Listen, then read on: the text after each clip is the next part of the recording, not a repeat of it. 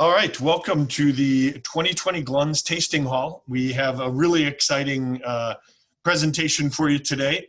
Very much unlike the last 14 presentations we've done this month in September. We have, each of those have been individual wineries. Today, we have our own sommelier on hand here, Gleshan Piumpathy. Gleshan has pulled out a sommelier selection, including some wines that were really kind of fun and cool, diamonds in the rough, if you want to say that, or just things that stand out and that he is super excited about. So with that, I have the opportunity to pretty much not say much of anything for the rest of this, so I'll leave it all to Gleshan. And whether that's a good or bad thing, we'll find out. But what I'm going to go ahead and do here now is to do one of my little favorite things, which is to share a little Google Earth presentation that we have put together here, especially today when we are going to be jumping through a bunch of different segments. We have a opportunity to get all of this, and I apologize, I thought I had this all set up beforehand, but we have the opportunity to get everybody a visual as to where all we are going throughout the day, because we're going to be visiting a lot of cool spots, which is awesome. All right, and I think if I can sneak all these windows in, we're going to go ahead and present this and share that. Boom. Here we go, after a little technical difficulty. Can everybody see that one? It's a unique view, something everyone has seen in some way, shape, or form. This is the planet Earth. And from here, we are going to go. Our first stop today is where we are positioned now, which is the beautiful city of Chicago, into our first full week of fall. And it is chilly finally. It's in the, supposed to get up to the low 60s today. I'm sure in a lot of places we're visiting, it's a lot warmer. The first place we're gonna actually head to is this small little country in the center of Europe called France. In France, one of my absolute favorite regions is this beautiful little area known as Burgundy. And then we're gonna sneak in to a region called Meursault. My wife is obviously is a huge Chardonnay fan, and of course some of the best Chardonnay in the entire world comes from this little area. And right smack in the middle of the greatest vineyards is our first location, Domaine Latour-Giraud, and that is in Meursault.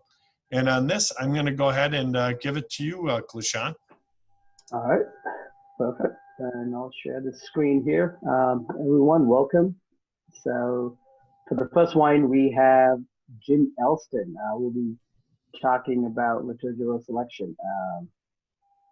Jim's out of Maine, one of the old school members of those who founded Gigal Lalas to DRC to America back in the day through classic wines. So excited to have you, Jim. If you want to unmute yourself, I'll get to the page that we'll be talking about Latour-Giraud wine. So this is the lineup. I think everyone has a physical copy of all these wines as well.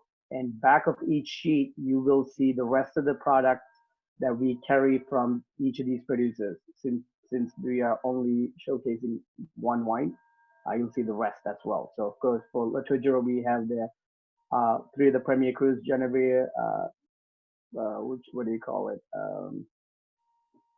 And a few others. So, Jim, it's your turn, sir. Yes. Am I on? Yes, you are on. Good to go. You're on, sir. And we have the first one, there's Latour-Giraud, which is here.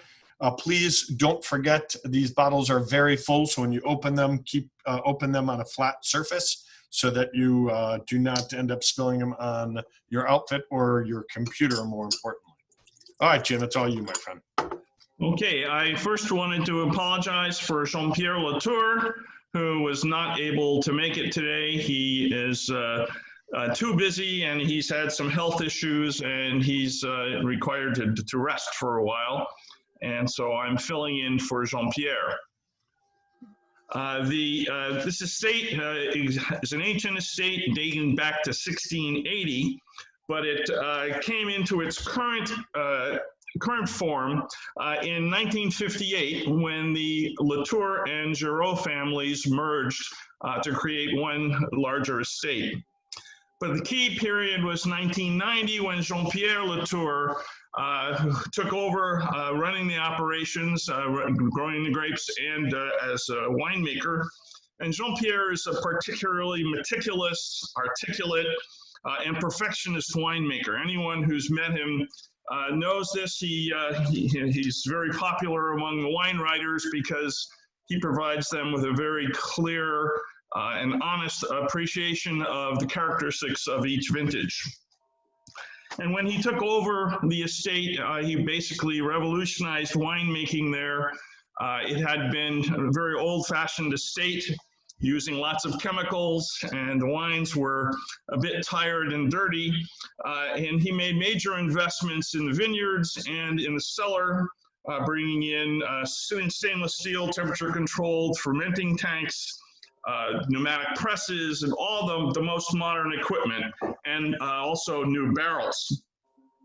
He produced lower yields and tried to create wines that had much more of a sense of terroir, which is a primary focus of his in the village.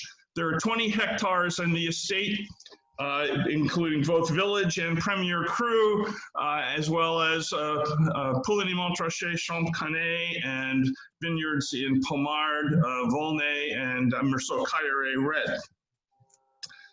The Bourgogne, well, I should say, he switched the winery to being organic. He is not certified, but he completely follows organic practices, and is very, very, very careful winemaker. The Bourgogne Chardonnay, his sort of entry-level wine, is a single vineyard from which is in the center of the village of Meursault.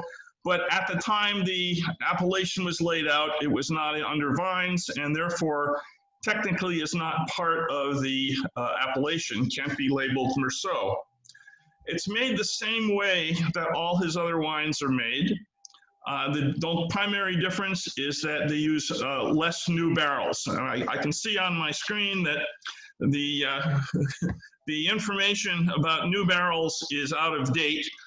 Since the early 2000s, Jean-Pierre has dramatically reduced the percentage of new barrels in all of his winemaking, so that the premier cru are down between 15 and 20% new barrels. The village wines are between 10 and 15, and the Bourgogne Chardonnay is probably a bit below 10% new barrels.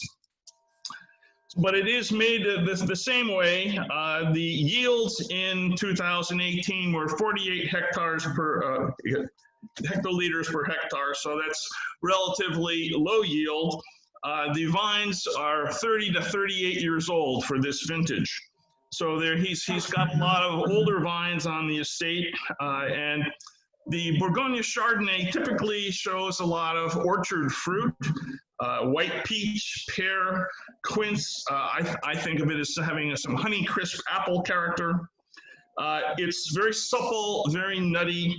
It's one of my own personal favorite house whites.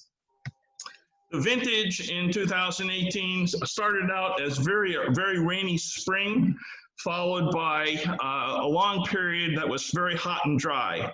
They had just enough rain at various times to prevent hydric stress. So the wines came out very, highly aromatic. They have very good acidity. They have a real racy quality with aromatics of orchard fruits, matchstick, lemon rind, and a little bit of citrus. So it's a very open, friendly wine, lots of energy and precision, and good length. And this wine can be enjoyed young, but Jean-Pierre believes that it'll be great for 4 to 5 years, which is typical for this wine. His Premier Cru typically, in most vintages, require some time. Some vintages like 2017 show very well young. The 18s will show well as well, but in a different form because they're more aromatic, they're more immediately open, and have a racier acidity. So I'm open for some questions.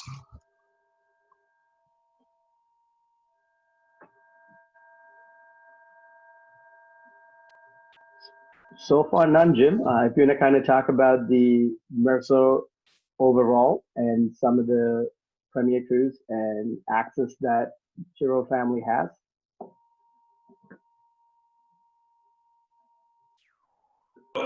Okay, well, they have quite a range. In the village, they have a wine called Cuvée Charles Maxime, which is named for his father and father-in-law, who came together to create the current estate. And it's a blend of about 8 different vineyard sites in the village, which includes Limousin, Croman, Vireuil, a number of lieux-dits that are often bottled separately. But the idea is to create a Meursault that expresses not a particular terroir, but a sense of the entire village, because it's blended from different parts of the appellation. And he's reduced the yields in these vineyards, and he has reduced the amount of new wood. This is classic Meursault, a little whiff of smoke. It's got wonderful minerality, usually very good acid balance, and that's key in his wines. He really works hard to maintain the balance between sugar and acidity. So it's a very classic example of Meursault. And he also has in the village Narvaux. And Narvaux is a very interesting Meursault. It's kind of a junior league Genévrier with similar characteristics, not quite as much concentration or acidity normally, a little bit better for early consumption than Genévrier, but very similar in style, very interesting value. He also has a small quantity of Boucher and Porouzot, but the largest share of his in the Premier Cru is Genévrier, where he owns 2 hectares, about 15% of the entire vineyard, making him the largest producer of Genévrier, and that's a very important part of the equation here. One section of the vineyard is very old vines. They're about 60-year-old vines at this point, and he does a special cuvée called Cuvée des Pierres, from these older vines, and they're vinified separately. They will get usually a little more time in barrel and a little higher percentage of new oak. And he doesn't have a Grand Cru. This is his approximation of a Grand Cru from the oldest vines in Genévrier. The charm, he has a reasonably good amount of charm, and charm is classical charm. It has less minerality, but it's a richer, creamier, fruitier style. Very much charm in character. And then he has a reasonable amount of Perrier as well, which one of my favorites, which has great racy acidity and minerality and spice. And following a small quantity of Pouligny-Montrachet Champcanet as well. In the reds, he has a Pommard Cuvée Carmen, which is a blend of one vineyard on the north side and one vineyard on the south side of Pommard. So it's again a mélange to express the entire village, not a particular vineyard site.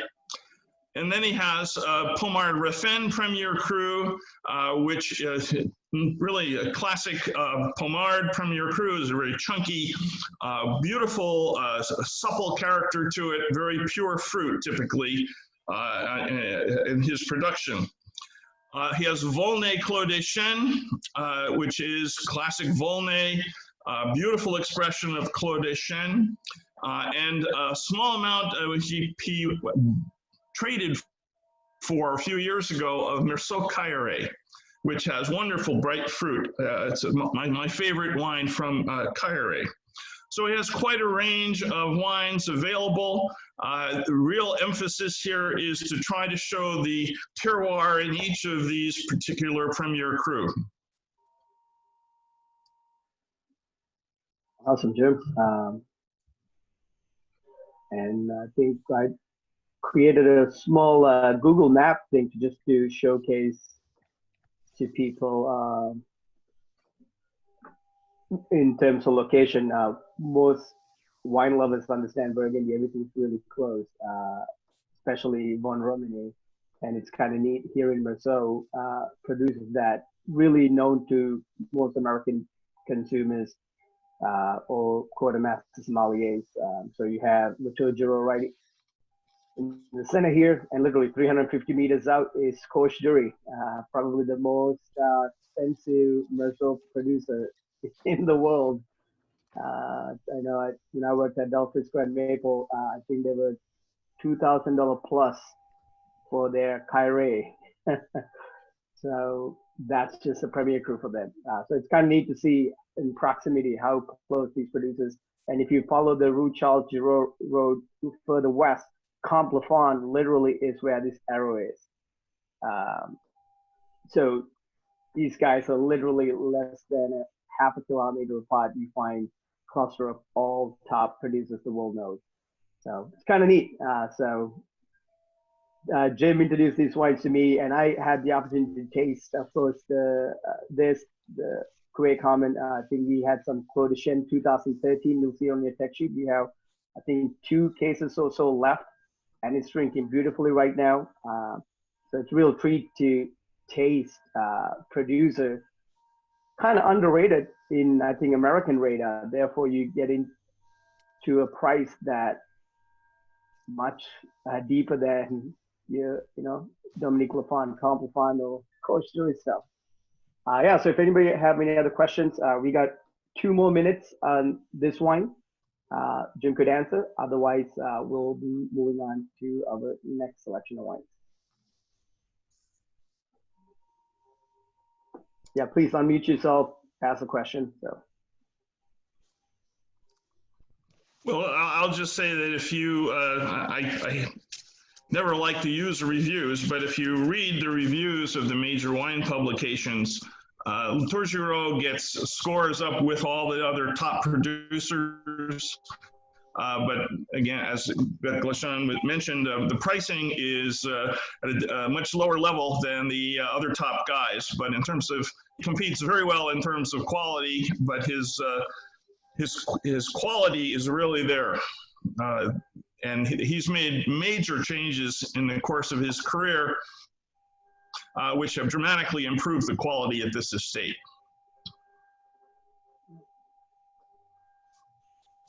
Awesome. Well, thank you very much, Jim, for presenting this morning, and I'll look forward to seeing you later on today. And on that note, I'm going to go ahead and take over the screen here. Are you able to see that map again?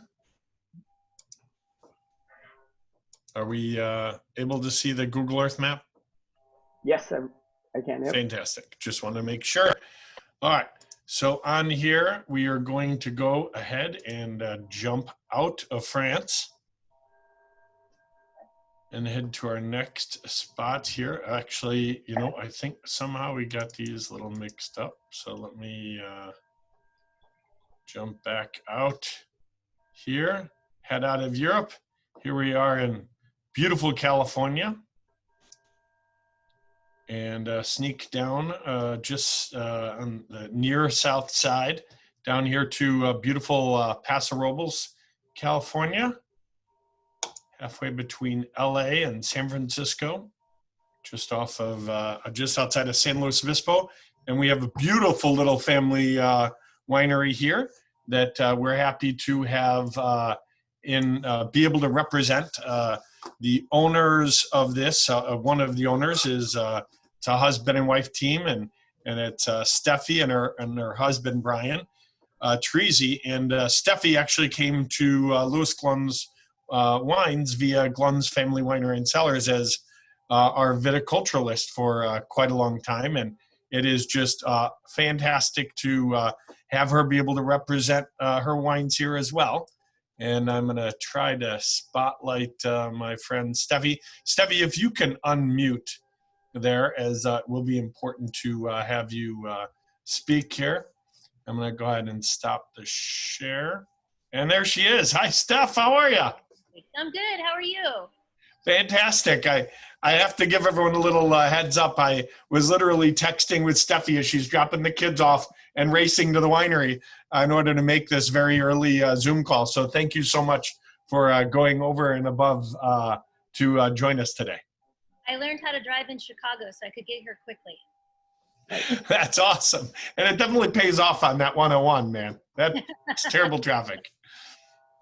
Gleshan, I will leave it to you, sir. Awesome, Steffi, welcome. So we'll go through like few slides of course, your white and Aglianico red. And if you could kind of speak to production of amphora and why amphora, how some of these old wines kind of rediscovering in California and more specifically in Paso Robles itself. That'd be great. So let me share their screen presentation for the Giornata wines. So perfect. All right, so. And then while you're at it, if you want to throw in a little bit about you guys and how you decided the style of wine that you are doing and all that fun stuff. Absolutely.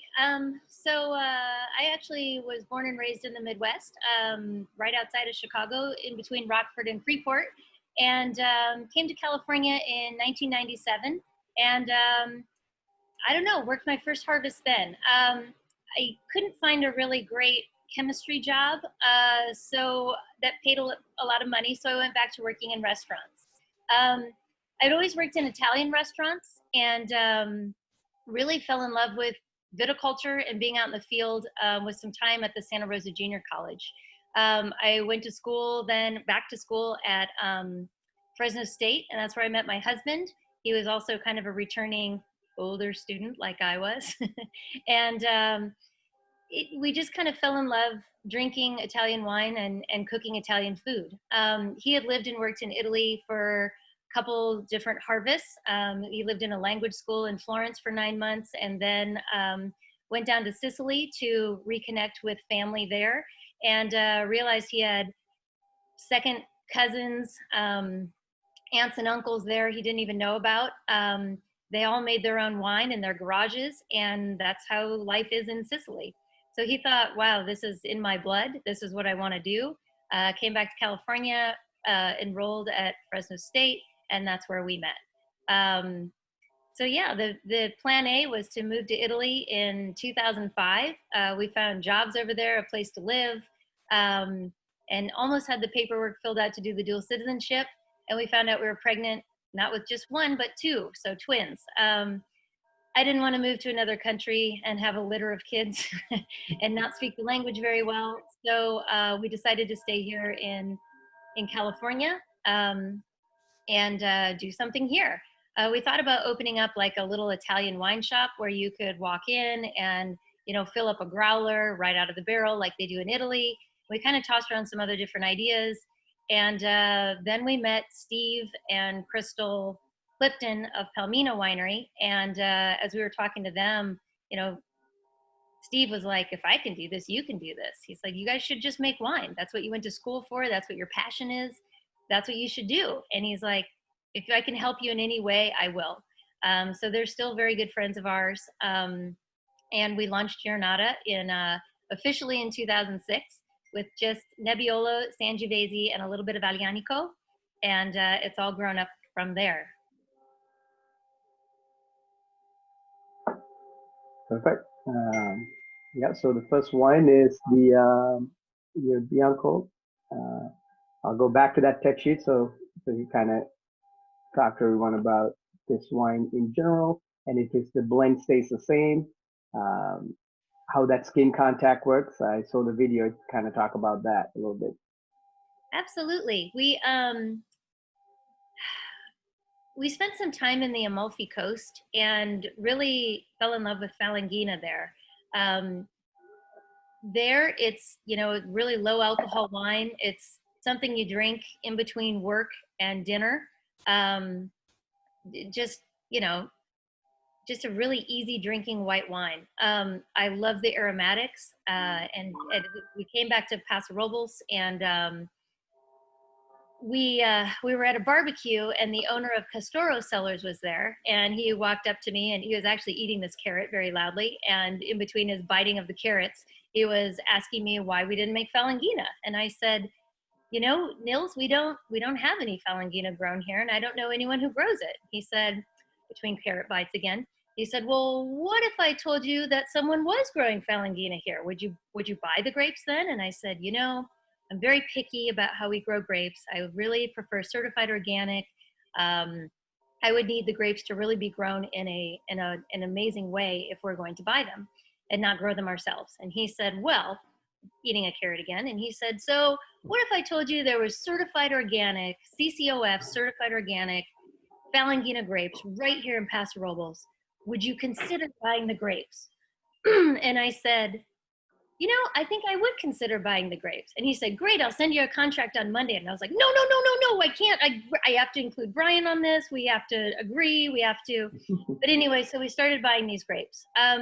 This vineyard, the first time I drove out there, it's a east side kind of right between Paso Robles and San Miguel. So I thought it would be hot, sandy, and flat. And as I drove out there, I was in our intern car. So it's this little crappy Mazda. I don't even think there's a side view mirror anymore on it. And I couldn't even make it up the hills. They were so steep and so crazy. The rocks there are these calcareous soils, which I didn't even know honestly existed on the east side. There's just these veins running through, more clay soils than sand. And the grapes there are just screaming with minerality and screaming with acidity. A lot of times we wait to have these come in until a little later in the season, and just to get that pH up a little bit more. But it is so beautiful, and it's just, when you smell it, it's just, there's so much orange to it. It's just crazy. We put a little bit in the amphora here, and a touch of that goes into here into the Il Campo Bianco. And then about a third of it then is Pinot Grigio. And the Pinot Grigio comes from Margarita Vineyard, which is in the southern part of the Paso AVA. And these soils are filled with, wow, this one's heavy, these fossilized oyster shells. So some of them are bigger than my head. This one's a normal size, but that's a huge oyster. But yeah, the minerality there, the pH, and the minerality as well from that vineyard is really incredible. So really we're trying to put together a blend. I sometimes call this the porch pounder. It's kind of a brunchy wine. It's just very easy to drink. It's really enjoyable and really fun. We just had the Falangina come in not long ago, and we actually have our skin fermentation right here. So I'm gonna try to show it to you. So there's the skins. And right now it's, there's so much like orange coming off here. It's still fermenting. I can definitely feel a little heat coming off it. But yeah, these are the skins. So you can see that they're kind of this orange hue. The lighting's terrible in here. But really interesting wine. And this year, our Pinot Grigio was actually grafted over, so the blend will be a little bit different next year. But yeah, this wine is just, it's really fun. It's, like I said, kind of a brunchy wine. We drink it a lot during, just like in Italy, during work and before we eat dinner. And while we're cooking, we'll have a glass of this, put a little in the food, and kind of pound the rest of it after dinner. Also, Steffi, I know these wines, the movement of natural wine, organic, I mean, those are the crazy buzzwords. And I know we have a video we could show towards the end, the bottling line, how nothing is added. You guys simply bottle it without spraying sulfite into the bottle. If you could kind of talk more towards the purpose of amphora for you and how close to natural as things you want to make, and how like what's the purpose behind these to be in that manner? Absolutely. We really don't we don't add yeast to anything that comes here into the cellar, and we haven't since day one. So this is our 9th harvest in this building, and we've never added yeast to anything here. I think the purpose is we're always tasting. I think there's a connection to the wine, and I honestly think that if there was a fermentation that went awry, we would arrest the fermentation and restart it. I mean, I'm not opposed to that, but if you don't have to, why do it? So the idea of kind of the spontaneous or wild fermentation is to just really let those grapes kind of be what they want to be. I love the skin contact. As I walk through the vineyard and I'm eating the grapes, you get different flavors than what you get in a finished wine. So like the Fiano, for instance, when I walk through the vineyard and I eat that, it's this really kind of bittersweet honey and this kind of mineral kind of driven in the skins. And we left that on the skins last year. And surprisingly, it's all tropical fruit. It's guava.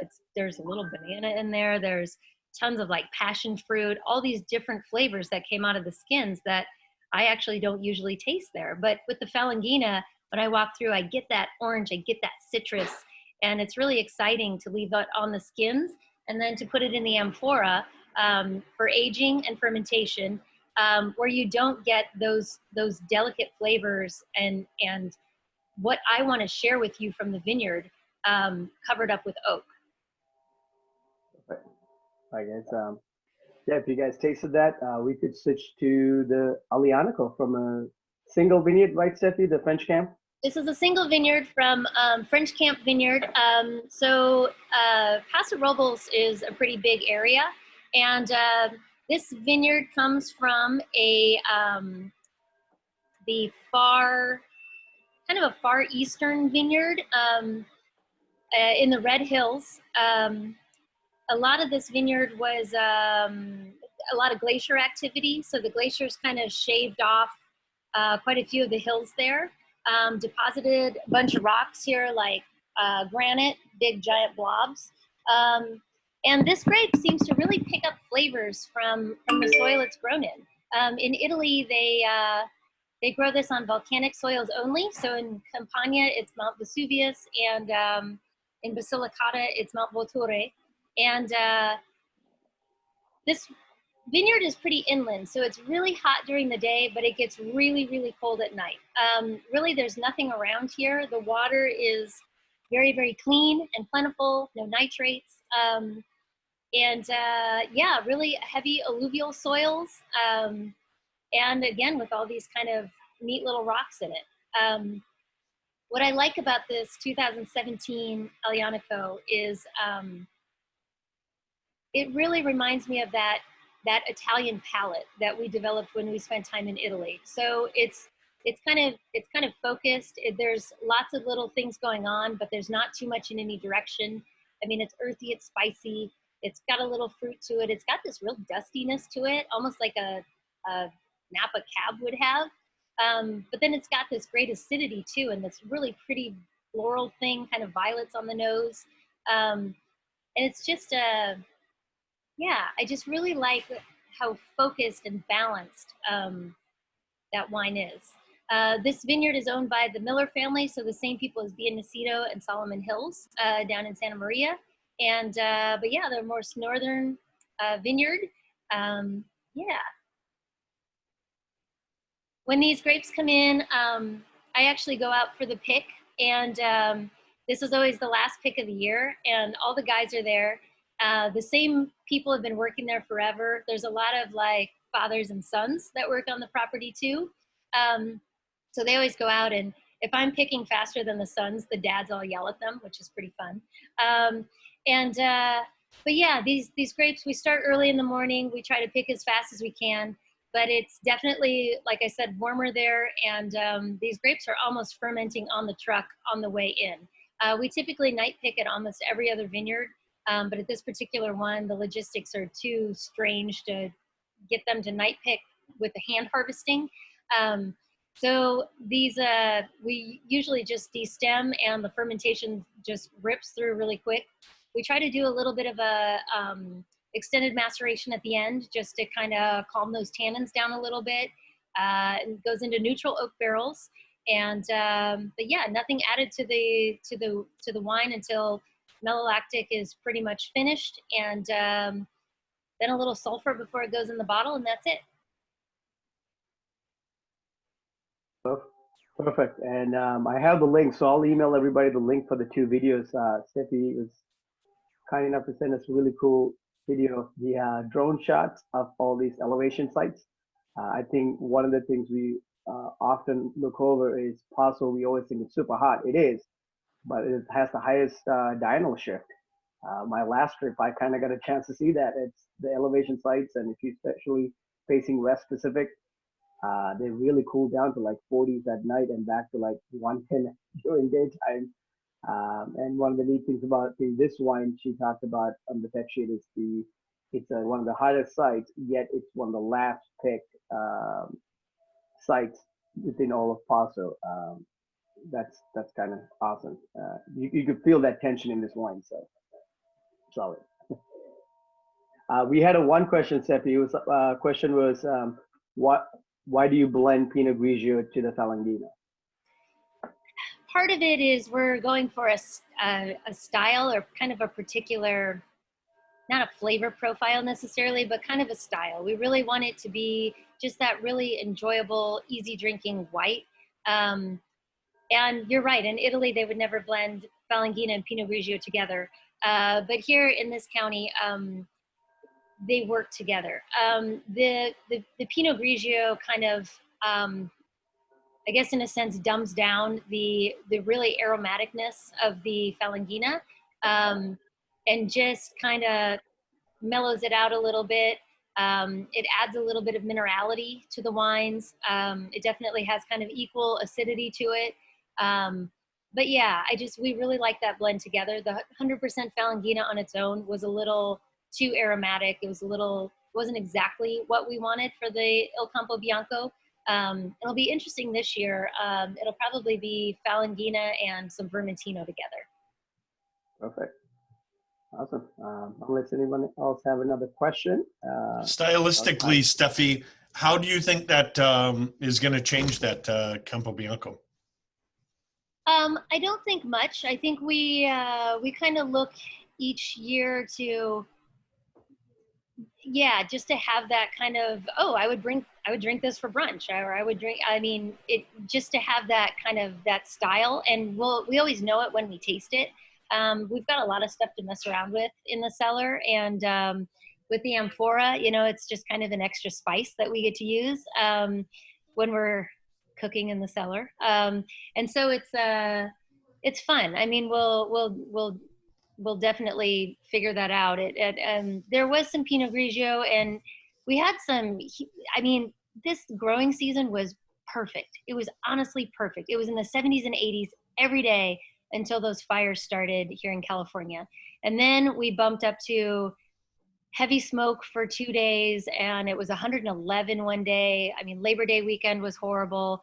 And it's really, we've had we're starting kind of our 4th heat spike today. It's only supposed to be 100 or 101, which is totally fine. Just 101. But it was a perfect growing season really until middle of August. But with those heat spikes and looking at the Pinot Grigios, the state of what was available here, I would rather skip it than have. I mean, they were fried. They were completely fried. So we just chose to kind of skip over the Pinot Grigio this year, and yeah. This is when it's nice not to own the vineyard. Yeah, we have a little bit of both. We have a little estate vineyard that's on the east side on some really interesting soils filled with clay and agate and crazy fun stuff. And then we're leasing a vineyard this year on the west side with the hopes to purchase it maybe by the end of the year if it works out. I hope so. Who knows what this year is going to happen? I stopped asking. Yeah, the one thing about this year is expect nothing. Right. And it's been a weird one. So. Awesome. I wanted to ask one other quick question, Steffi, and if anybody else has any questions, please feel free to unmute and fire away. But Steffi, I've always loved Aglianico, and the acidity on this is just, especially for a warm region as Paso, it's just unbelievable. Yeah, Aglianico just naturally holds on to its acidity. It's and I think having the clay in the soils here, and I mean the calcium content from rocks like this, these marine soils and these calcareous soils. I mean, you've got these cations in the soil that, and then you add the clay, which has a positive charge, and there's so much activity constantly happening around those root tips.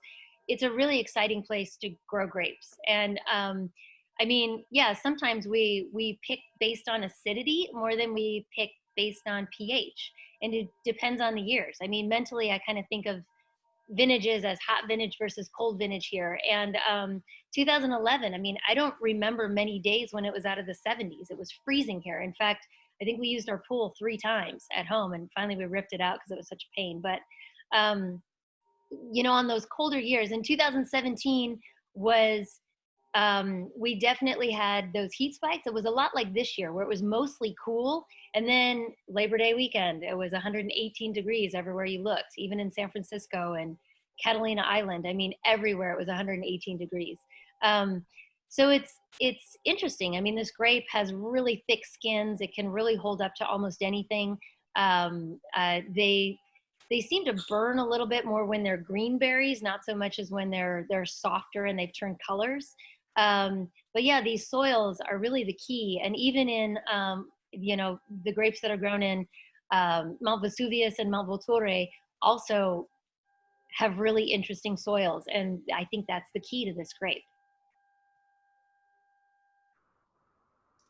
Awesome. Any other questions out there? I just wanted to throw out John. Beautiful aromas.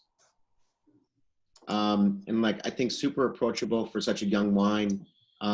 Just, very kind of, nicely integrated tannins, but not too much. Really approachable. Thank you. I think this goes great we make lamb ravioli. We own a pasta factory around the corner here as well. And so whenever we make lamb ravioli, that's the wine we gravitate to. And then anything with the little Calabrian chilies and Calabrian chili oil, a little bit of that spice in there. It's delicious. And with the extended maceration, trying to keep these on the skins a little bit, I think we can really build those tannin chains a little bit longer before they go into oak and really soften up that mid palate a little bit and make the tannins more approachable. I love this wine. For me, I like to drink it on its own, but you can also drink it with food. I mean, it's nights where my husband Brian's out of town. I mean, I grab some pasta, a little bit of a arrabbiata sauce in a jar, and I just have 15 minutes to make dinner. I mean, my kids are now 14. So they've got tennis, they have dance, they've got all this crazy stuff going on in their lives. And I can have dinner ready in 15 minutes, throw a little extra spice on top. And I mean, I can drink it while I'm cooking. I can drink it with the food. I can polish off the bottle afterwards. I think it's kind of my Goldilocks wine. Throw it in your Yeti and bring it on the road with you to dance. Yeah, but I use a Swell bottle still. I'm pretty old school. You've always been pretty hip on that side, so. Well, Steffi, with you and your rocks, always steal the show. But thank you so much for joining us today. Yeah, thanks again, and I appreciate the interest and the time. And you guys have a great day. Awesome, Steffi. And then hopefully we'll see you at 2:30 as well today. Perfect. Hey, thank you. Awesome. Cheers. All right, we'll go ahead and move from here back to the wonderful Google Earth, which hopefully we have corrected. But we're going to go ahead and leave Paso Robles. And let's see where we head from here. So we're going to go again across the pond, across the Atlantic, over to Germany. You can see the Pfalz region, which I actually, in the many times that I've attempted to understand Germany, the first thing you do when trying to understand Germany is understand that you're never going to understand anything about Germans. And that's coming from a German. You know, I never realized that the Pfalz was Palatinate. I know I'm destroying that pronunciation, Alex. But Alex Pfluger is here from Pfluger Winery. Alex, what is the right pronunciation? For Pfalz? Yeah, it's Rhineland Palatinate. So I think the name of the county is Rheinland-Pfalz, but it's divided in two parts. It's Rhineland with the main city Cologne, and further south, that's the Pfalz area, which is very to the French border, to Alsace actually. And that's where we live. This is where we have the vineyards. This is, we call it the wine lands. This is where we are. And here we are, zooming right in. And here we are at Weingut Pfluger. Yeah. And with that, we have Alex. Alex, thank you so much for joining us today. Yeah, it's my pleasure. It's in the middle of the harvest. You see, I have my plate all prepared. So we have one more week to go, and I just took a little break. I'm here in my wine cellar, which is the quietest place here on the estate at the moment. We're receiving grapes, Riesling today, and everybody's busy. So yeah, I'm happy to be here with you now and to have a little time off and to present at least one of my wines. Yeah, maybe some words of the history of the winery. So it's a family estate for more than 200 years now. Our last name, Pfluger, means the plowman, which is a very agricultural name. And yeah, it tells you that my family has always been in agriculture, viticulture, and wine for a very long time. And I'm responsible now here on the winery since 2010. We work on 50 hectares now, so it's a production of 350,000 bottles every year. And the main production is white wine, of course, but 40% of the production on our estate is red wine, which may surprise you. But that area of Germany, the southwestern part, the Rhine Valley, has a perfect climate also for red wines. So that's a growing section actually. And with Pinot Noir, we have the best grape for that conditions. The special thing about the winery is the organic farming. We are pioneers for organic farming, I would say. My father turned to organic farming already in the 80s, which was very early, and nobody at this time thought about a vineyard being a living place with biodiversity and a lot of cover crops, etc. But he established this already in the 80s, and I always say this is probably one of the secrets of our wines today. So yeah, pioneers in organic farming, and since 2008, we also have the Demeter certification, which is probably the strongest organic certification worldwide, which means we're biodynamic. So biodynamic farming is one of the very important things here on our estate. It's for us, it's a very important key to our quality. So it's a couple of things that that makes us unique, I would say, here on the estate. First of all, it's the climate. The whole world is talking about elegant and fresh wines, good acidity, finesse. And I think here in the shadow of the Palatine Forest, we definitely have this cool climate. So it's warm days, cold nights. That saves us the acidity and the freshness, and it's perfect for the production of very aromatic white wines and red wines with a lot of finesse and elegance. So that's our main thing. The climate, our soils, it's mainly sandstones, red and yellow sandstones, but also limestone and clay. It's also quite interesting for us. So we can actually choose on which terroirs we grow our Rieslings or our Pinots. And as I said, we're here in the cellar, and you see behind me a lot of small tanks between 2,000 and 3,000 liters. So every vineyard is fermented separately, and we try to express the character of every vineyard in our wines. And today, the wine you're tasting today is something special that we that's probably a very good example for how we think about tradition and also trying to be a bit more modern.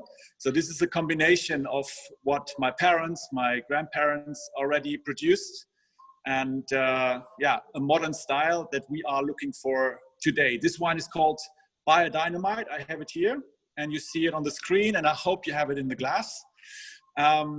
It's actually a blend. It's a field blend of Riesling and Gewürztraminer. So the original name is Riesling Gewürztraminer Gemischter Satz, which is not very sexy. I mean, the wine is good and the blend really works, but the name is not the best. So we decided to change that. And our idea was to create a wine that probably stands for our philosophy, for biodynamic farming, for the idea of looking after tradition, but being modern at the same time. I remember a Danish sommelier, after a tasting, he said to me, "Man, I love your wines. It's really biodynamite." And so I still remember that. And that was actually the idea. And that is where the name comes from. So I thought, this is a cool name. Let's do something with that. And this blend, Riesling Gewürztraminer, is now Biodynamite. Maybe some words about the wine. I think it perfectly shows how a blend can really come to a higher level. Riesling itself, I think it's a nice grape, and also Gewürztraminer. But if you bring them together, if you ferment them together, and that's the key, there's a really nice combination. You have the acidity from Riesling, you have the freshness, the lemon fruit. It's very, very juicy. But on the other side, you get a bit of a richness and very floral notes from Gewürztraminer. And that goes very well together. If you have the wine on your palate, you can really feel the tension. You can really feel how they play with each other. It's a really fun wine, because even there is such a complexity and richness. It's not a wine that makes you want to go to bed. It's the opposite. You know, you really enjoy. You have fun to drink a glass or maybe more, and that's the idea. I think this is the style of wine we're aiming for. Don't take wine too serious. It's a good product. It's well made, but just have fun to drink it. Now we're seeing a picture. One of our vineyards on the left-hand side. It's me. In one of our vineyards in Ungstein, that's the neighbor village. And over there we have mainly limestone and clay. Again, it's a perfect terroir for Riesling and Pinot Noir. It brings a lot of minerality, complexity to the wine, and in combination with the climate, we can create this very, very elegant red and white wines. And on the other side, this is a picture of our one of our vineyards as well. In summer, 2020 so far, it looks really, really good.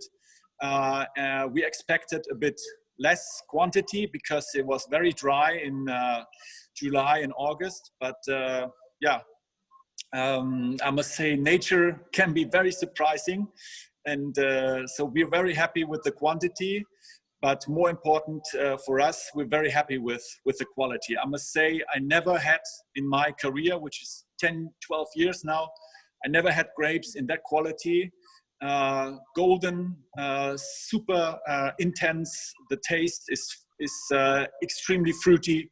So we're very happy with the quality in 2020. I always say the 2020 is a shit year, but the wines is great, and we're producing the wine at the time Corona. So we're giving all we have.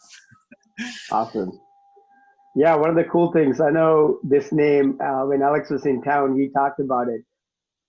What's crazy was I didn't even know we had this wine until I was listening to this podcast, Levy Delton, I'll drink to that. That's when that podcast, Arvin, he was the world best sommelier, I think 2017 from Sweden. And I think Alex and Arvin were talking about these wines and pouring at one of the 3-star Michelin places in Sweden. And the Riesling Gewürztraminer, blah, blah, blah. He was like, man, that is just so difficult for us to pronounce. And he didn't say this is dynamite. He said this is effing dynamite on that podcast. And hence capturing that being the name for this wine. And it's crazy. I mean, there's over 100,000 people heard that podcast. So to kind of piggyback on that, yes, they do some crazy serious wine, single vineyards from Bad Dürkheim, Brunswick, and this is, I think, an entry level, but not entry level in terms of quality. It's a good way to kind of understand falls. One of the neat things I think New York Times and a few places talk about falls being Tuscany of Germany, because it's a lot warmer than Chicago, always pretty much. So, which is really neat. Yeah, like I love the Saint Laurent Pfluger does, and I'm waiting to try some, Spätburgunder down the road once we can get our Chicagoans on board with enough of good red wines from Germany.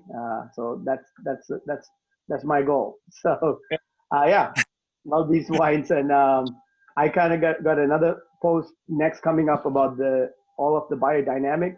I think one of the neat things about Alex, last time we worked the market, some of the MS / first, second year MW people like Sandeep, what they wanted to know the most about is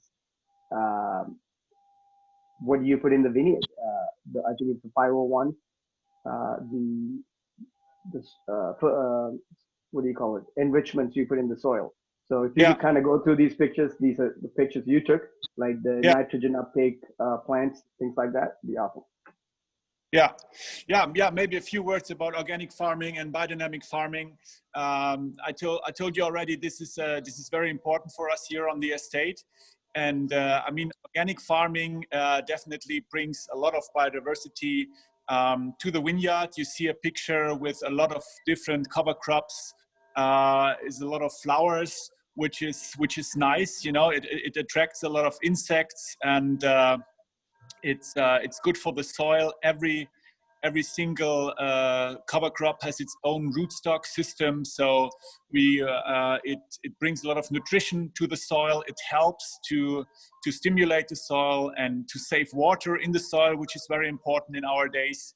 Again, as I said, this year we had not enough rain, not much rain, so we have to think about a strategy how we can actually activate our soils to create soils that can really save the water,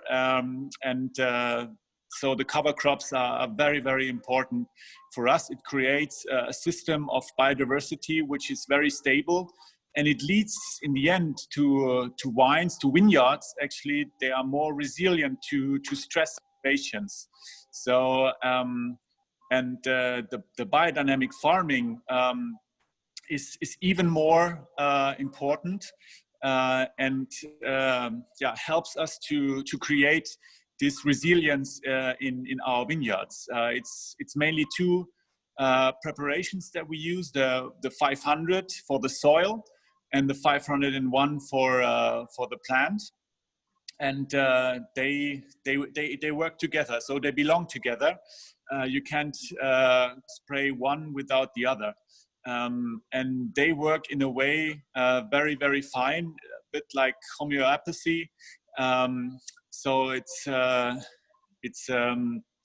yeah, very very fine, and helps to create this system of biodiversity, and stabilizes our vineyards. So it's a lot of things that they come together. It's the soil, an active soil. It's a lot of cover crops. It's the preparations, 500, 501. It's also compost. Again, that's important.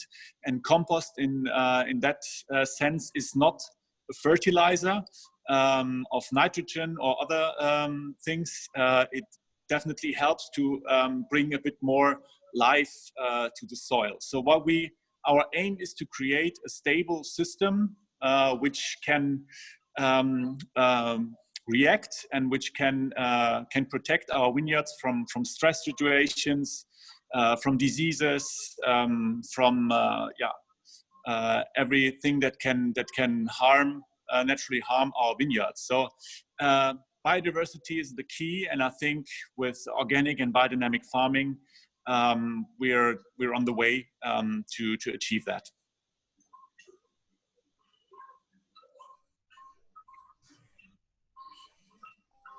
Great. If anybody have questions, I think for organic farming, biodynamic, it's one of the pioneers, so feel free to shoot.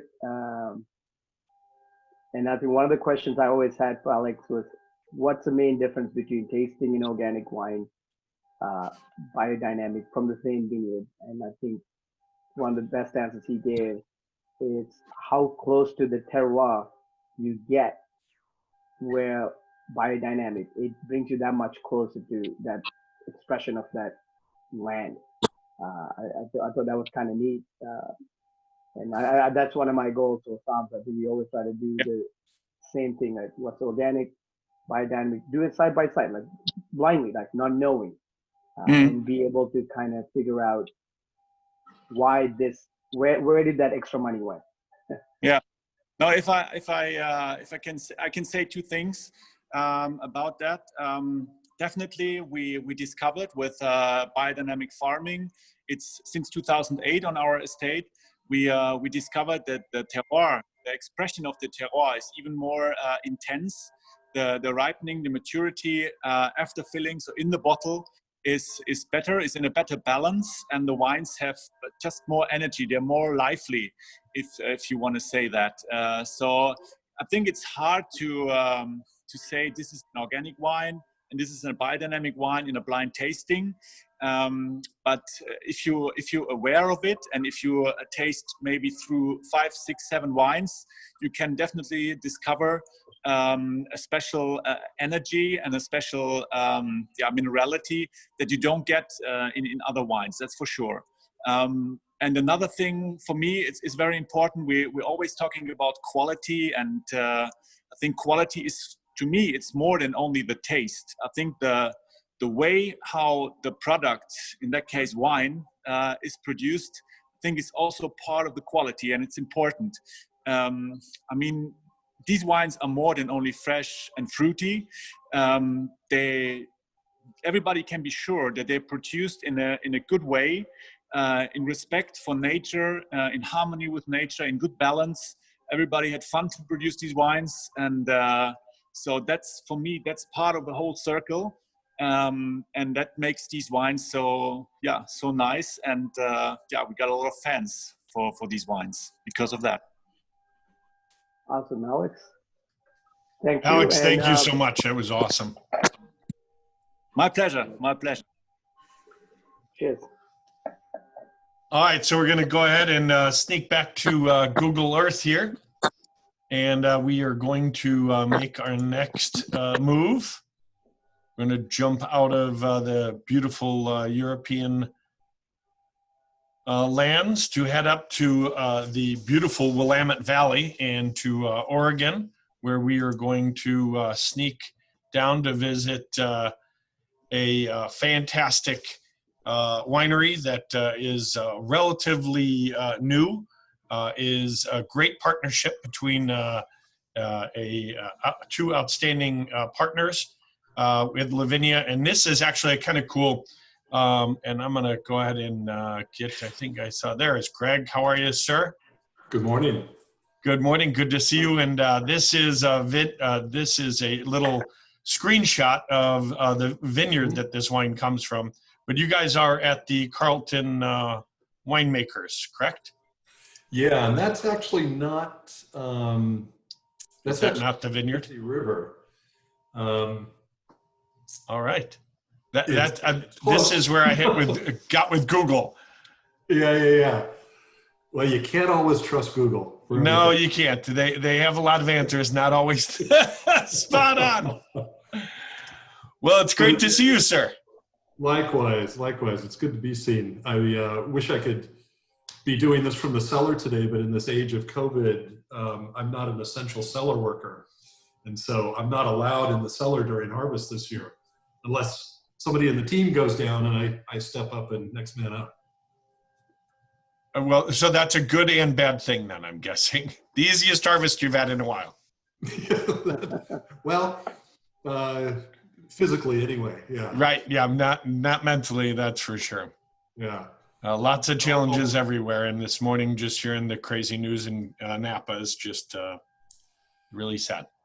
Yeah, I was going to mention that because as you know, I spent 30 years of my career down there, and I've been up pretty much all night texting with colleagues and friends and neighbors and folks who are just really being impacted. So keep those folks in your thoughts because they're going to need it. And prayers for sure. Yeah. All right, Gleshan, I'm going to go ahead and leave it with you, sir. All right, perfect. Greg, thanks for joining us. Of course. We'll just jump right into the presentation. So, Lavinea been in Chicago for some time. I feel like we haven't given enough love. So I'm all about it. Love these wines between Isabelle Meunier and Greg. It's a badass team. These guys ran Evening Land back in the day, Garage Park. And I think Isabelle Meunier's wines, when you smell it, taste, you'll be able to kind of tell it's very Burgundian. I think has worked with Dominique Lafont, Camp Lafont, so a lot of that native east, hands-off approach you get to see in these wines. So, Greg, if you could, kind of give an overall brief picture about what Lavinea stands for and what's your guys' core belief system and what do you do, and then we'll talk about this one single vineyard and how that. Sure, yeah, with pleasure. Isabelle, my partner, and I crossed paths in 2011. She had been the founding winemaker here in Oregon for the Evening Land Project. And I had left a career in Napa at that point at Chateau Montelena, where I'd been for a couple decades, and took over Evening Land as the president and CEO. And Isabelle and I worked together there for about 4 years until we left to start Lavinea in 2014. Isabelle's background she's French-Canadian, and she had her wine training, her serious wine training in Burgundy. She has an advanced degree from the Université de Dijon in viticulture and enology, where she worked at Domaine de la Beaujolais for Pascal Marchand, and then also did a stint in New Zealand with Blair Walter at Felton Road, arguably New Zealand's finest producer of Pinot Noir. She came here in 2007 to start up Evening Land, and even more than the Chardonnay and Pinot Noir connection that kind of ties certainly Burgundy and Oregon and to a lesser extent New Zealand together, Isabelle's passion is cool climate viticulture and winemaking. And so Oregon was, in the New World, the best opportunity for her. Gleshan mentioned Dominique Lafont. Dominique hired Isabelle to become the winemaker at Evening Land. He had been engaged to be a consultant and needed a full-time winemaker here. So Isabelle got the benefit of being able to work with Dominique for about 4 years. Well, no, about 7 years, I guess, as the consulting winemaker, and Isabel here on site. And certainly there was a lot taken from that relationship that still carries on today. Isabel's winemaking approach is very classic. She does so much by doing very little. And that's that sort of classic approach. We have more freedom here in the New World than they do in Burgundy in terms of things you can do and what you can grow and yields and so on. And she feels freed up a little bit working here rather than in the old world. Lavinea really got started based on our working together and the realization that we had a lot of shared understandings about what wine meant to us in general and what the opportunity was in Oregon. We felt and still believe that every wine region that's recognized worldwide generally has achieved that on the shoulders of its very best vineyard sites. And I think that Oregon has somewhat plateaued out in terms of that arc of recognition, largely because so few people know of all the great vineyards that are here. And Isabel's skill set and her experience in Burgundy, of course, we're working with multiple sites and that classic approach of giving voice to each of those sites, which I think she does in a very unique way. And so, as you can see at the top of the slide here, right under the word Lavinea, the name Lavinea is of the vineyard. Vinea, which is the root of our name, the Latin root it's Latin for of the vineyard or of the vine. And that's what we do, is just focus on single vineyards. We make we work with 5 vineyards and make 7 wines altogether, because 2 of those vineyards also give us Chardonnay, Lazy River being one of them as well. So we got started in 14. Lazy River was one of the first vineyards that we had in the collection. And when we went to scope out the various vineyards we wanted to work with, here we go. This is a great little map that orients people pretty quickly, I think. We had a lot of boxes to check in terms of what we wanted to have available to us to represent. Vine age was certainly one of them, a variety of vine ages, a variety of elevations, a variety of clones, soil types, aspects, and so on. For us, Lazy River checked a couple boxes very easily. It's the only site we work with where we don't actually have Pommard in the vineyard. All the other sites, Nisa, Temperance Hill, Elton, Tualatin, Pommard is kind of the foundation of those vineyards. Lazy River, we work with 777 and 113 in 2 separate blocks. Another aspect that makes it really unique is that in Yamhill Carlton AVA, the predominant soil is the alluvium, whereas Lazy River itself is planted on the soils that are more common to, say, Dundee, the volcanic basaltic Jory soils. So it gives us an opportunity to make a unique wine from this sub-appellation. And then secondly, it's unique. Isabel wrote about this vineyard one time in some notes she was writing, and she called it a bijou of a site. And of course, not being a French speaker, I had to go Google that to understand what she was talking about. And the literal translation is it's a jewel box of a site. And what she meant by that was the meticulous way in which it was developed and planted. And ever since then, the last 20 years, it's actually been taken care of by the same folks who developed the vineyard and planted it.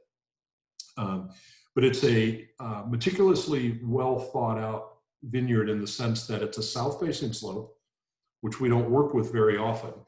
So where you see the little red building kind of center top, that's north. And as you go down the screen, you're facing south, just to orient you. The 2 blocks in the red are the 2 Pinot blocks we work with. And then we also work with some Chardonnay there on the left. And for all of those who've been to Burgundy and you've seen the vineyards of the Côte. When you drive to this vineyard and you can see kind of center left near the bottom, you can see the creek, and you can see a little driveway that runs there. What you're looking at is a fairly steep slope. And of all the vineyards that I've seen here in Oregon, this one reminds me of the Côte. It just has a look and a feel about it, particularly with some of the rocks that are interspersed between the blocks and some of the trees that were maintained, unplantable areas. It's just visually a very striking sight. But it's a south-facing slope, and you would think, given the long days we have here in Oregon, that a south-facing slope would be a very warm site. And we do get the full arc of the sun during the day, but the unique aspect of this is that it's also in a bowl, and it traps the cold air.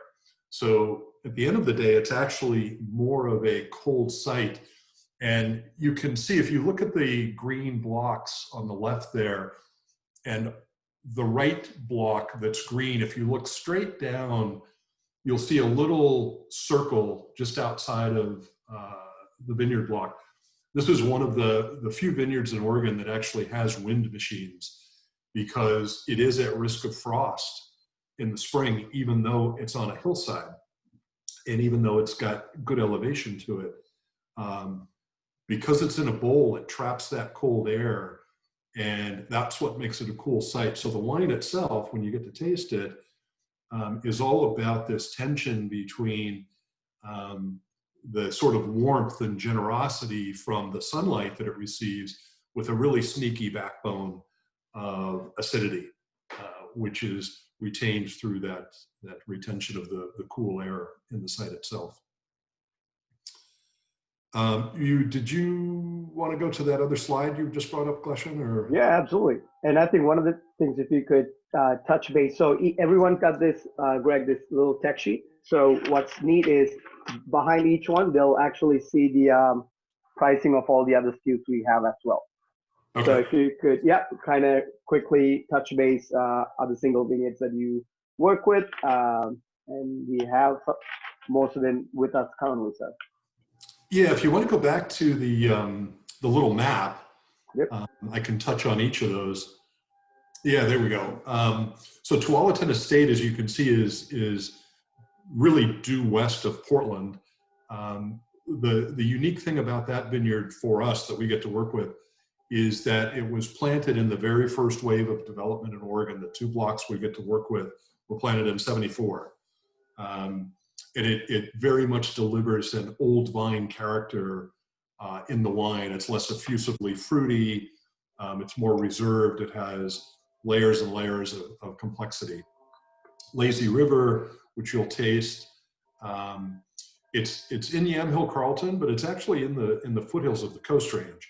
It's a little bit north and west of the town of Yamhill itself. And then as we go down, Nisa sits right at literally the top of the hill of Dundee, shares a fence line with Domaine Duran. Beautiful east-facing slope, which we tend to prefer. And again, it's predominantly Pommard. Very iron-rich soil, that's why they call it the Red Hill. Elton Vineyards is down in the Eola. Our second oldest site we get to work with. It was planted in '83, at least the Pinot was. We also get Chardonnay from Elton. That's a beautiful east-facing slope, and it is probably our most, for some reason, our most savory wine. It's a spicy wine, but has this beautiful core of fruit. And I remember when we first started talking about representing Lavinea in Illinois, and if I'm not mistaken, Joe, I think your wife was quite taken with the Elton Chardonnay. Maybe he's not on anymore. Oh, no, I am, and I was on mute, and you nailed that one for sure. Okay. I brought that one home after our tasting committee, and I think I had to fight 2 or 3 people for seniority to grab that bottle. And Kristen was smiling for sure. Good. And then the probably the most well-known vineyard that we work with is Temperance Hill. They don't make any wine themselves. They don't have a winery, but they sell to probably 25 different growers from Bergstrom and Walter Scott and so on. We were fortunate to get invited in after our first vintage, actually in 2015. The blocks that we have were planted for Adelsheim Vineyard in the early 2000s. And as Adelsheim has worked towards doing only estate fruit based wines, the two blocks that were planted for them came up and we were offered the opportunity to work with them.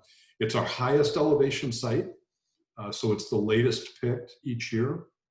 And it also is the one site we work with that's very much affected by the Van Duzer winds, which come from the coast on the west. Elevated tannic profile because the berries are very tiny. The skins are a bit tougher because they've adapted to that cold and that wind. And yeah, and that's the portfolio. The other Chardonnay is from Lazy River, as you saw. So Elton and Lazy River are the two. So in bringing all those sites together, it gives us a great deal of variety to work with, north to south. One of the, even though it's a fabulous vineyard, one of the limiting factors I think Isabel felt winemaking at Eveningland is that we predominantly work from one site. And Seven Springs is a great site, but her background and her kind of thought process and perspective is really about working with multiple sites and being able to give each one of those a voice. Right. Yeah, this is kind of the background, kind of mentioned in the beginning. Yeah. Anybody have any questions? I think it's kind of neat for you guys to bring very much that single vineyard focus to Oregon now. Like you said, it's kind of like people like know about Oregon, but do you really know about these old school vineyards that kind of champion Oregon, or Willamette for that matter? Yeah. And even when I was in California, now I think there's a few wineries that kind of withstood the trend over the years to make bigger, riper, higher alcohol wines. My time was spent at Chateau Montelena, which again is a pretty classic producer in terms of Chardonnay and Cabernet. So I've always had that appreciation for and respect for terroir and transparency to site. I think Montelena was and is still one of the leaders in that respect in not only Napa, but California. So the opportunity for Isabel and I to come together with that shared appreciation was very easy and seamless. Awesome. Yeah, so if anybody have any questions, please unmute yourself, directly ask Greg, and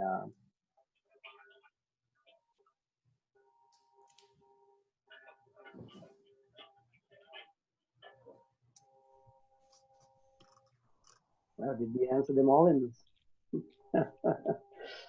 So I only saw part of that comment. The comment is, this is a wonderful Pinot, definitely has that Burgundy influence. Interesting about the soil differences too. Thanks for sharing. Mm-hmm. I'll speak a little bit about the élevage. Again, it's pretty classical. It's an extended élevage, typically of 18 months. So we bottle kind of late. A couple of the key things, we do extended cold soak, 6 days roughly. There are no inoculants whatsoever. So we're doing a spontaneous primary and secondary fermentation. One of the keys for us, and this goes back to Isabel and I's shared sensibilities, we both really value freshness in wine. And Isabel uses very tight grain oak, which helps to moderate and manage the rate of oxygen transference while it's aging in that long élevage. And then to complete that, we also use Diam corks and have from the beginning Diam 10s. But we do age both our whites and our reds on the gros lees. with no stirring whatsoever, no stem inclusion either. And the gross leaves also act as an antioxidant. So what air does come through in that transference can be cobbled up in a great degree by the live yeast cells that still exist in the gross leaves. And then we'll pull our Chardonnay out after about 12 months, and we'll put it in tank and let it clarify naturally before bottling. When you put it in tank like that, you kind of stop it at that point in time because it's now in an anaerobic environment, typically under some form of protection, argon gas. And really the tank is to keep it anaerobic, but also to let it settle naturally. And then the Pinots too, we don't do a lot of racking at all, only if we need to, maybe to blow off some reduction or something like that. But the wines are bottled unfined and unfiltered as well.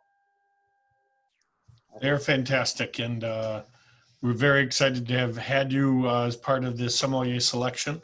And thank you so much for joining us. Hopefully we'll be able to see you again at our 2:30 showing. Okay, thank you. Thanks, Greg, so much. Bye-bye. Thanks a lot. Yep. All right, so we'll now do the jump here from Oregon out to meet up not too far away, actually, and that's a really crazy big quick jump there. But this is a really cool view up in Washington, hitting the Red Mountains. I thought this was a really cool view with being able to see those the Red Mountains kind of jumping up and dialing right down. And we're basically, I mean, you can see this is desert. It's pretty darn close to desert outside of all these beautifully studded little vineyards.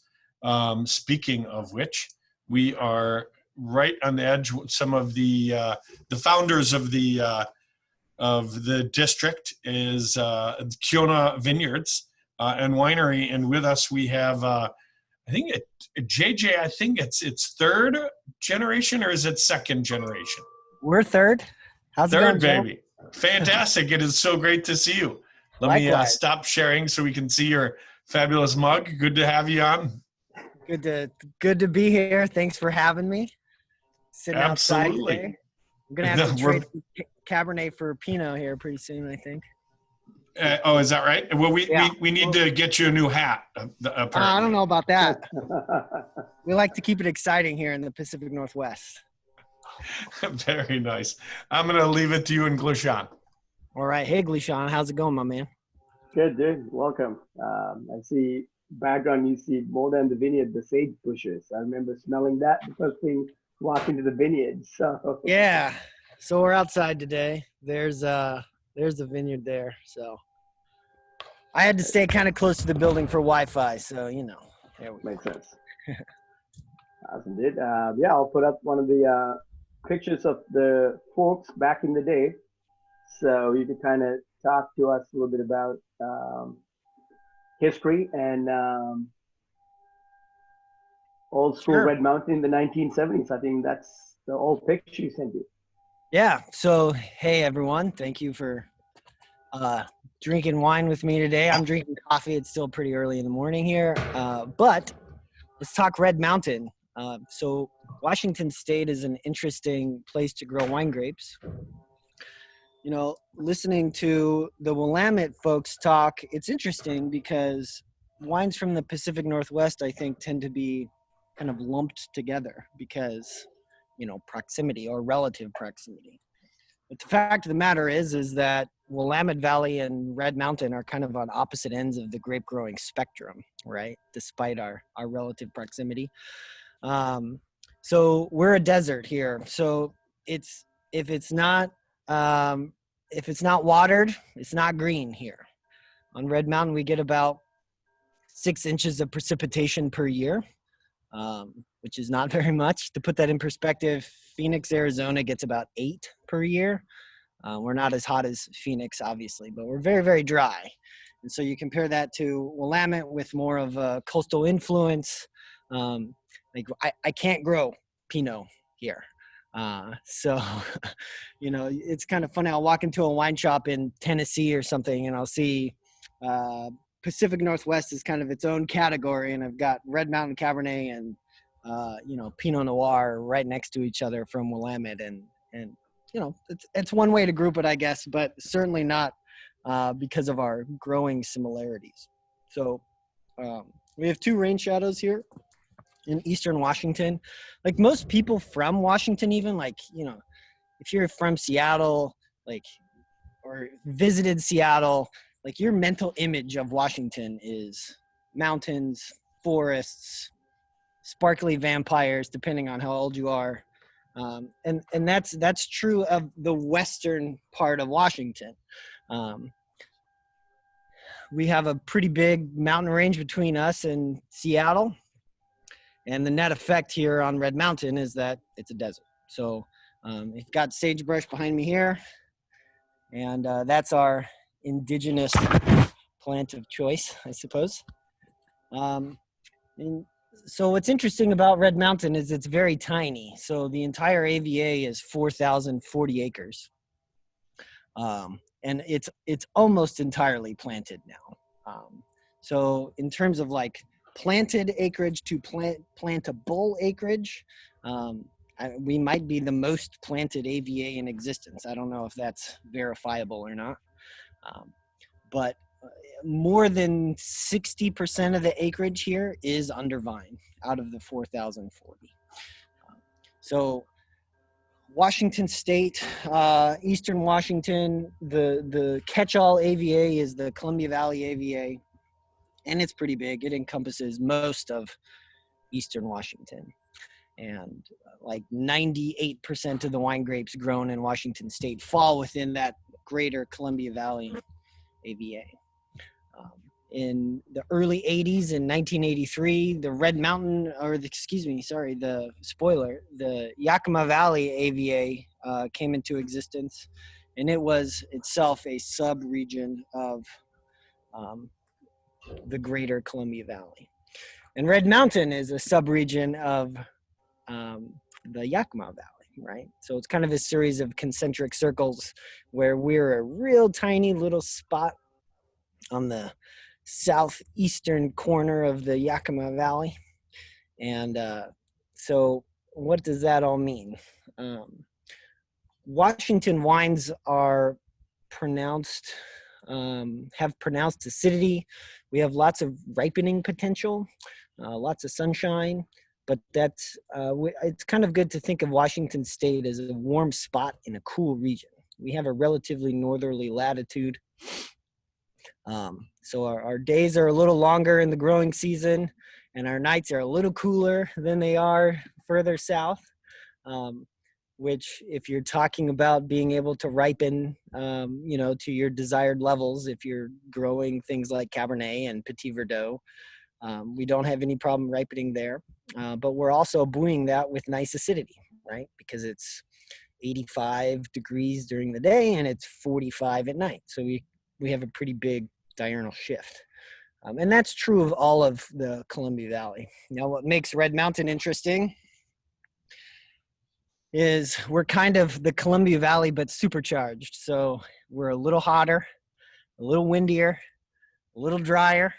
The soil profile is a little different.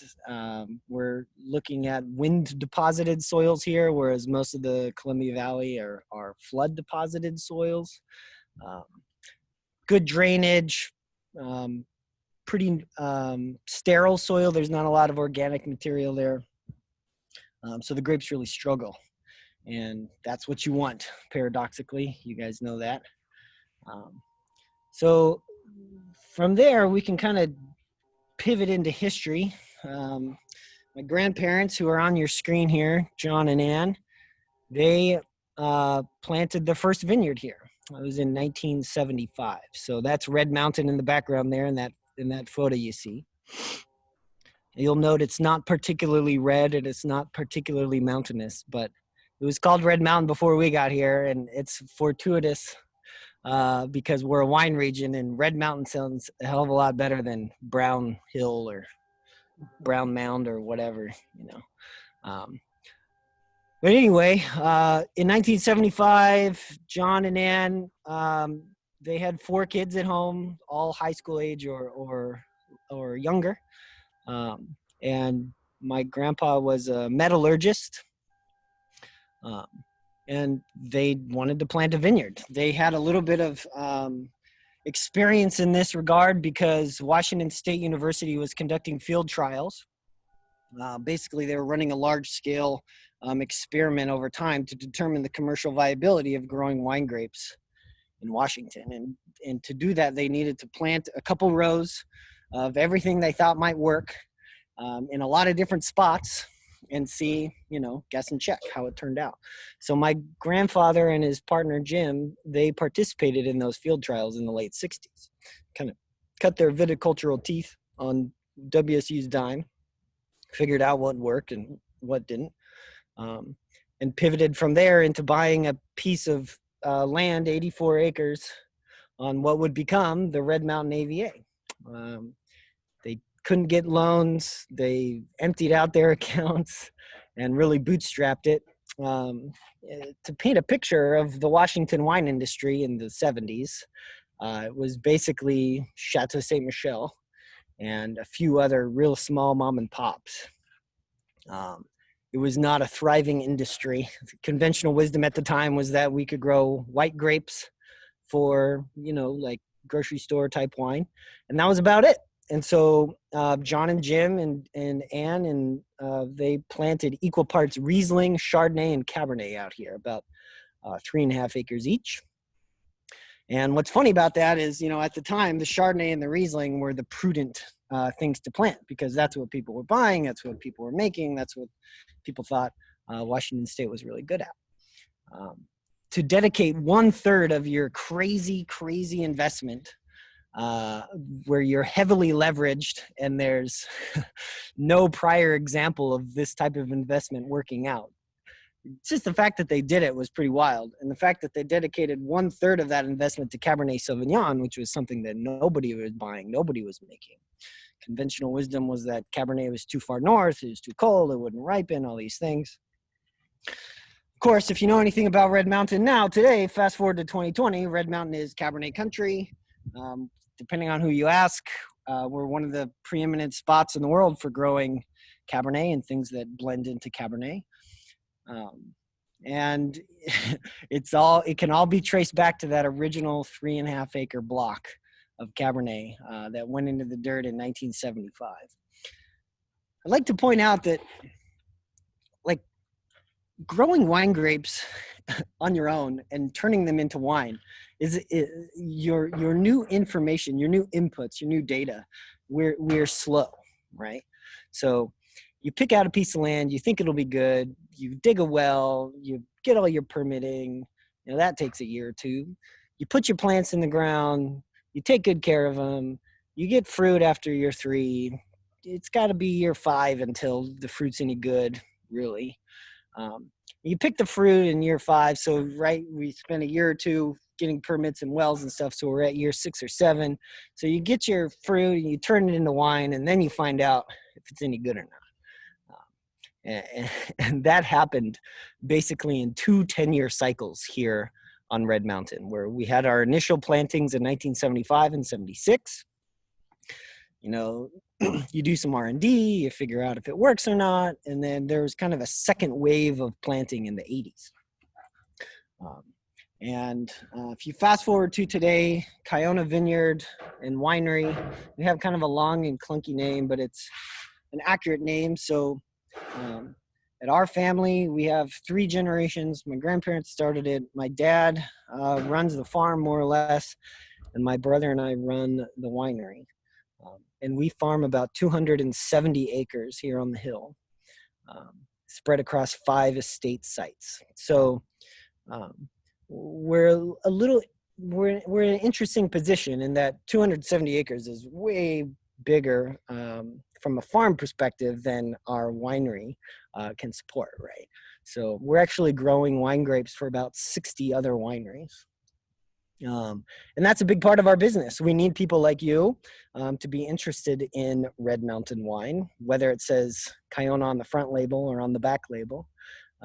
it's good for us because, like I illustrated earlier, it's a small region. There's a supply constraint. And as Red Mountain goes, so does Kiona. So this wine is kind of it's the wine that keeps the lights on at Kiona. And this is a lot of people's entry point into Red Mountain. The great prices being what they are, a lot of Red Mountain wines out in the world start at $40, $50, $60 retail. And that's because they're buying expensive Red Mountain fruit. But we know a guy, so we don't have to pay our own fruit prices. And we can make wine at the same or similar margin as our competitors can, but at a lower SRP. So we've got our 2016 Estate Red Mountain Cab. Glunz and crew have been selling this wine for a long time, and we're very appreciative of that. But this is Red Mountain in a bottle, basically. We pull from two of our vineyards here. It's Cabernet dominant, but as you can see, it's got those Bordeaux cultivars. Cabernet sells. Cabernet is what people want to drink. It's what they want to buy. At Kiona, we grow about 20 different, we grow 20 different cultivars spread across our 270 acres. But that's maybe a little misleading because about 60% of our acreage is Cabernet. So that's our big slice of the pie. Our second most planted cultivar is Merlot, and it's about 8% of our acreage. So we grow lots of Cabernet and then little tiny slices of the other 19 things. And so we're growing other things like Lemberger and Sangiovese and Carmenere and Petit Verdot and all these things. But like I said, Cabernet is what keeps the lights on. So we've got a couple vineyards here. Kiona State Vineyard, like I said, is that original planting. And the 1975 block, as far as Cabernet goes, is about 3.5 acres. We have a few other Cabernet blocks here on the hill. We use that old block in this wine, but we also use North Block, which has kind of established itself here as our... I like our old world block. So a little less concentration, a little more pyrazine. Our older blocks tend to have an interesting like sage or eucalyptus quality. That's usually a calling card, not only of Red Mountain in general, but the Kiona State Vineyard specifically. Complementing that Kiona State block is our Heart of the Hill, and Heart of the Hill is our largest and youngest vineyard. We started planting that in 2006. And because we don't like debt, we couldn't plant that all at one time. So we started planting Heart of the Hill in 2006, and we were planting 20 acres a year until it was all planted out. And that vineyard's about 140 acres, a little more. And it's mostly Cabernet. We have Clone 8 planted everywhere on the hill, except for just a couple of blocks at Heart of the Hill that's Clone 2. So, when you're talking about Pinot, definitely clonal selection and matching clones to sites is really big, especially with marketing Pinot Noir. And I think that maybe we're a little bit behind, at least in the New World, when it comes to identifying clones and kind of tailoring marketing and the pitch of the wine to clonal selections. But on Red Mountain here, the Clone 2 is nice. It's kind of like the Petit Verdot of Cabernet clones, where it's a little darker. You can blend it in for more color, structure, tannin, that type of thing. We like Cab Franc here. Cab Franc doesn't have a lot of pyrazine influence, so you don't get that herbal note. It's more an or vegetal note. I would say it's more, if you're talking about a veggie, it's more like jalapeno, grilled jalapeno, and less asparagus and lawnmower. Petit Verdot is difficult, I think, in my opinion, in any growing region to make into a nice varietal wine. I don't know if we've been successful in that, but it certainly is great in blends.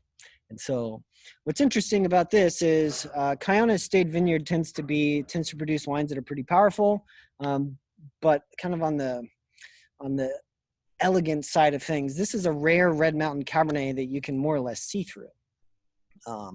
And that is partially a decision that we've made to make the wine approachable out in the world, because Red Mountain wines are very big, very dark, very tannic.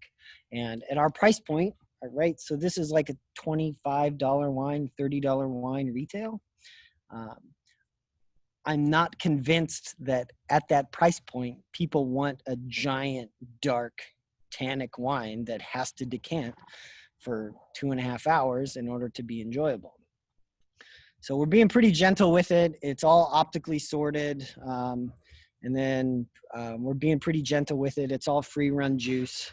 On Red Mountain, because the wines are so tannic to begin with, generally winemaking tends to be an exercise in restraint versus necessarily trying to coax more color or tannin or extraction out of your ferment.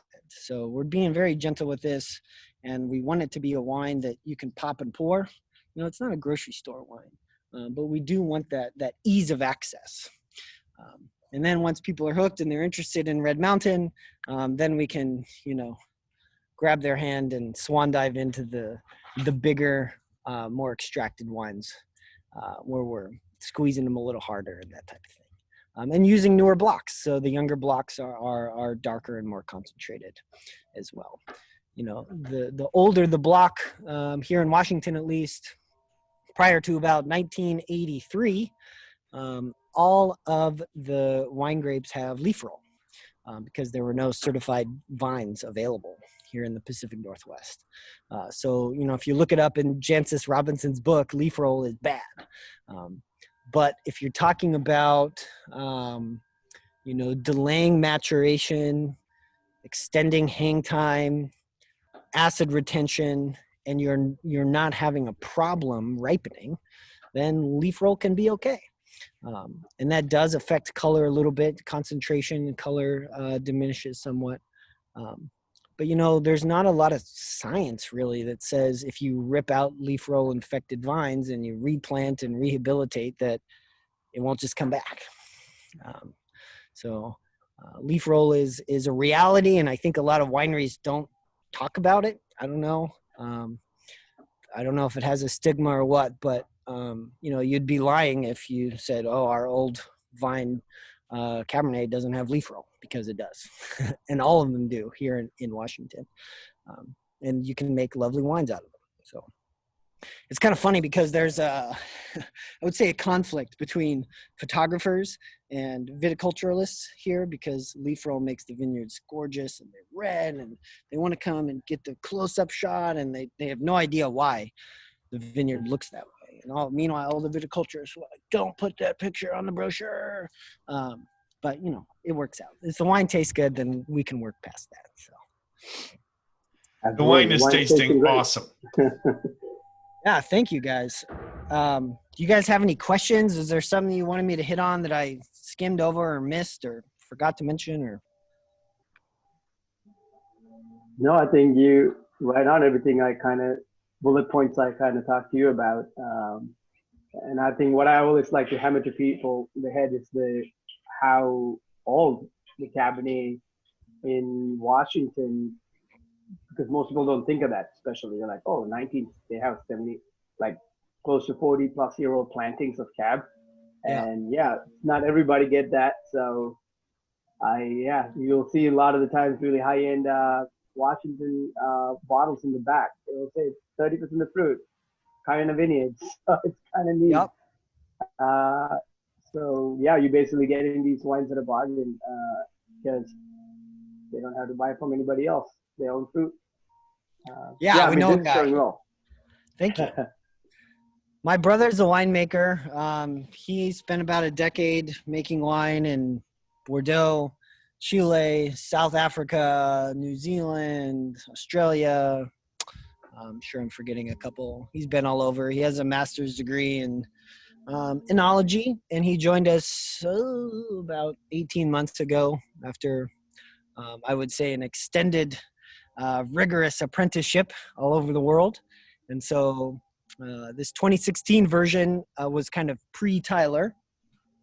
But his influence here, even in a pretty short time relative to the length that we've been around, it has been really encouraging and exciting, honestly. You know, my dad has been a winemaker for a long time, and I think he's really good at it, and experience is super valuable, but you know, you don't want to get stagnant. New ideas, fresh ideas, new perspectives, both from a farming side and a winemaking side, I think is essential. The industry is more competitive than it ever has been. You know, listening to some of your other guests talk, it's like, oh yeah, wow, okay. In the 80s, at least, you know, selling wine was kind of like, if you make it, they'll come. And that is naive now. You can make wine that tastes great, and if no one buys it, who cares, you know? So, you know, our goal here is continual improvement. We're on the tippy top of the viticultural spear in terms of quality. You know, people are paying a lot for Red Mountain fruit, and they're paying a lot for our fruit. They're paying a premium for our fruit.